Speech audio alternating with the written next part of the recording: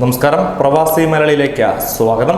ഒരു മാസം മുമ്പ് സൗദിയിൽ ഹൃദയാഘാതം മൂലം മരിച്ച മലപ്പുറം വള്ളിക്കുന്ന് സ്വദേശിയുടെ മൃതദേഹം ഇപ്പോഴും സൗദിയിലെ ആശുപത്രിയിലാണെന്ന ഏറെ ദുഃഖകരമായ വാർത്ത തന്നെയാണ് പുറത്തു വരുന്നത്. ഈ വാർത്ത കണ്ടതിന് ശേഷം ആർക്കെങ്കിലും അവരെ സഹായിക്കുവാനോ അല്ലെങ്കിൽ മൃതദേഹം നാട്ടിലെത്തിക്കുവാൻ എന്തെങ്കിലും ഒരു വഴിയുണ്ടെങ്കിൽ, കാരണം ഈ സമയത്ത് കൊറോണ വൈറസിന്റെ വ്യാപനം നിലനിൽക്കുന്നതിനാൽ ലോക്ക്ഡൗൺ ആണെന്നും വിമാന സർവീസുകളില്ല എന്നും എല്ലാവർക്കും അറിയാം. എന്നിരുന്നാലും എന്തെങ്കിലും വിധത്തിൽ മൃതദേഹം നാട്ടിലെത്തിക്കാനുള്ള സൗകര്യം ഉണ്ടാക്കി കൊടുത്താൽ അത് വളരെ വലിയ ഉപകാരമായിരിക്കുമെന്ന് തന്നെയാണ് ഇവരുടെ വീട്ടുകാർ അഭിപ്രായപ്പെടുന്നത്.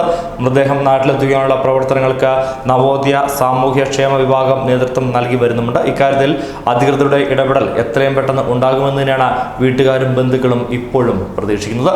ഇതുവരെ മൃതദേഹം മറവ് ചെയ്യുകയോ നാട്ടിൽ എത്തിക്കുകയോ ചെയ്തിട്ടില്ല. കഴിഞ്ഞ മാർച്ച് 10 സൗദിയിൽ ഹൃദയാഘാതം മൂലം മരിച്ച വള്ളിക്കുന്ന് സ്വദേശി പട്ടേൽ കല്ലുവളപ്പിൽ അരവിന്ദിന്റെ മൃതദേഹം 1 മാസമായി അൽഹസനിലെ കിങ് ഫഹദ് ആശുപത്രിയിൽ ആണ്. മരിക്കുമ്പോൾ ഇദ്ദേഹത്തിന് 61 വയസ്സായിരുന്നു. മൃതദേഹം നാട്ടിലെത്തിക്കാനുള്ള ശ്രമത്തിനിടയിലാണ് COVID-19 പേരിൽ വിമാന സർവീസുകൾ നിർത്തലാക്കിയത്. 1 മാസത്തിലേറെ മൃതദേഹം നാട്ടിൽ എത്തിക്കാനാകുമെന്ന പ്രതീക്ഷയിൽ തന്നെയാണ് ഭാര്യയും 2 മക്കളും അടങ്ങുന്ന കുടുംബം ഇപ്പോൾ കഴിയുന്നത്. വിമാന സർവീസ് എന്ന് പുനരാരംഭിക്കുമെന്ന് അറിയില്ല. നവോദയ സാംസ്കാരിക വേദി മുംബാസ് ഏരിയയിലെ മഹാസി യൂണിറ്റ് അംഗം മുൻ സെക്രട്ടറിയുമായിരുന്നു അരവിന്ദൻ.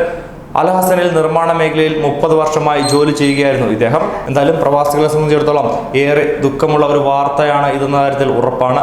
കാരണം ജീവിതകാലം മുഴുവൻ പ്രവാസികൾ സ്വന്തം കുടുംബത്തിനായി അന്യനാട്ടിൽ കടന്ന് അധ്വാനിക്കുന്നവരാണ്. മരിച്ചു കഴിയുമ്പോൾ പോലും സ്വന്തം നാട്ടിൽ ഒരു 6 അടി മണ്ണ് പോലും ലഭിക്കാതെ ആശുപത്രിയിൽ 1 മാസമായി തുടരേണ്ട സാഹചര്യം ഏറെ സങ്കടം ഉയർത്തുന്നത് തന്നെയാണ്. COVID-19 പടർന്നു പിടിക്കുന്ന ഈ സാഹചര്യത്തിൽ അക്ഷരാർത്ഥത്തിൽ എല്ലാവരും പെട്ടിരിക്കുകയാണെന്നറിയാം. എന്നിരുന്നാലും ഏതെങ്കിലും വിധത്തിൽ സഹായിക്കാനാവുമെങ്കിൽ അത് വളരെ ഉപകാരമായിരിക്കും. ന്യൂസ് ഡെസ്ക് പ്രവാസി മലയാളി.